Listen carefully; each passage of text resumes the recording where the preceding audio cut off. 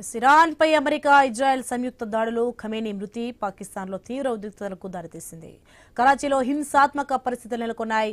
America చర్యలను తప్పుపడుతూ ఆందోళనకారులు రోడ్డెక్కారు. కరాచీలోని American consulate కార్యాలయంపై దాడికి పాల్పడ్డారు. గేట్లు దాటుకుని మరీ ఆవరణలోకి ప్రవేశించారు.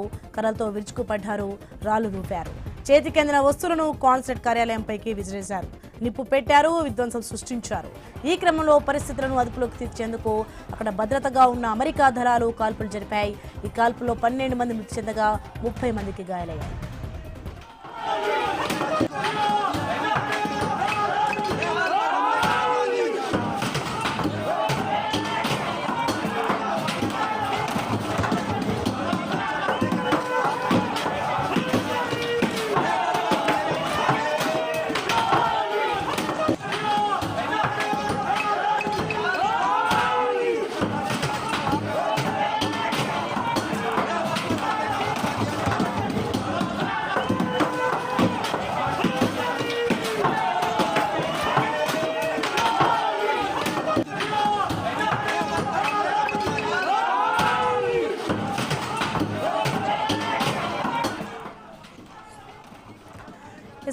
స్క్రీన్ పై మనం చూస్తున్నాం కరాచీలో అమెరికా కాన్సులేట్ పై దాడి ఏ విధంగా జరుగుతున్న దృశ్యాలు మనం చూస్తున్నాం. మొత్తానికి కరాచీలో అయితే హింసాత్మక ఘటనలు చెలరేగుతున్నాయి.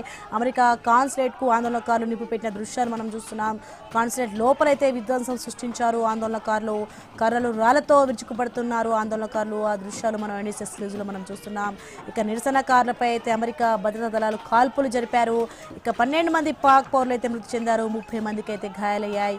ఖమేనీ మృతిపై ఆయన మద్దతుదారులు బగ్గుమన్న దృశ్యాలు మనం చూస్తున్నాం.